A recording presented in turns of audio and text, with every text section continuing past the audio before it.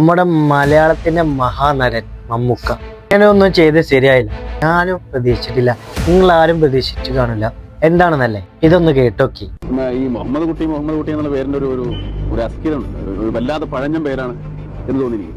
അപ്പൊ കോളേജ് കയറി മാരേജ് കോളേജിൽ ഫസ്റ്റ് ഇയർ ചെന്നപ്പോൾ ഈ മുഹമ്മദ് കുട്ടി എന്നുള്ള തരത്തിൽ അത് ഞാൻ അങ്ങോട്ട് ഒളിപ്പിച്ചു.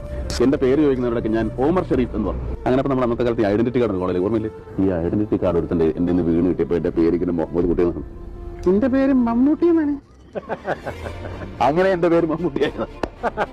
ശശിധരൻ എന്ന് പറഞ്ഞിട്ട് ഒരു ഫ്രണ്ടാണ്, അവനിപ്പോ എവിടെയാണോ അവിടെ ഇരിപ്പുള്ളൂ.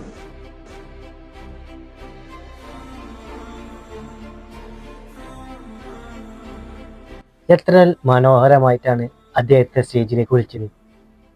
ശശിധരൻ, എൻ്റെ പേരിട്ടാൾ ശശിധരൻ. അപ്പോൾ ആൾക്കൊക്കെ എന്തൊരു സന്തോഷമുണ്ട്. അപ്പോൾ ആളിതൊന്നും പ്രതീക്ഷിച്ചിട്ടില്ല. അതായത് ഇങ്ങനെ വിളിക്കണമെന്നോ ഇങ്ങനെ പുറത്ത് പറയണമെന്നോ ആൾ വിചാരിച്ചിട്ടുണ്ട്. പക്ഷെ നമുക്കിത് തുറന്നു പറഞ്ഞപ്പോൾ ആളുള്ള സന്തോഷം ഒന്ന് കാണേണ്ട തന്നെയാണ് അല്ലേ. ഈ സംഭവം നമുക്കൊരു അഹങ്കാരിയാണ്, ഭയങ്കര ദേഷ്യക്കാരനാണെന്നൊക്കെ എല്ലാവരും പറയും. പക്ഷെ ആളെ മനസ്സിൽ ഇങ്ങനെ കുറേ സ്നേഹങ്ങളും കുറേ കാര്യങ്ങളുണ്ട്. പിന്നെന്താന്ന് വെച്ചാൽ ഞാനും ഒരു മമ്മൂക്ക ഫാൻസ് അല്ല, ഞാനൊരു മോഹൻലാൽ ഫാൻസാണ്, ലാലേട്ടൻ ഫാൻസാണ്. എന്നാലും ഞാനിത് പറയും. അപ്പോൾ ഇത്രയും നന്മകൾ ഒരാളിങ്ങനെ ഒന്നും പറയില്ല, ഒരാളിങ്ങനെ സ്റ്റേജിൽ വിളിച്ചു എത്തുന്നില്ല. ഈ ഒരു സംഭവം നമ്മൾ എവിടെ കണ്ടു പരിചയമില്ലേ, ഇതേ ക്യാരക്ടർ. നമ്മുടെ കഥ പറയുമ്പോൾ എന്ന സിനിമയിൽ നമ്മൾ ശ്രീനിവാസനെ ഇതേപോലെ സ്റ്റേജിൽ വിളിച്ചില്ല. അപ്പം അങ്ങനത്തെ ഒരു സംഭവം നമ്മുടെ മനസ്സിലേക്ക് വന്നുപോയി. നമുക്ക് കണ്ടപ്പോൾ പ്രത്യേക ഒരു സന്തോഷമൊക്കെ തോന്നിട്ടു. നിങ്ങൾ മമ്മൂക്ക ഫാൻസാണോ?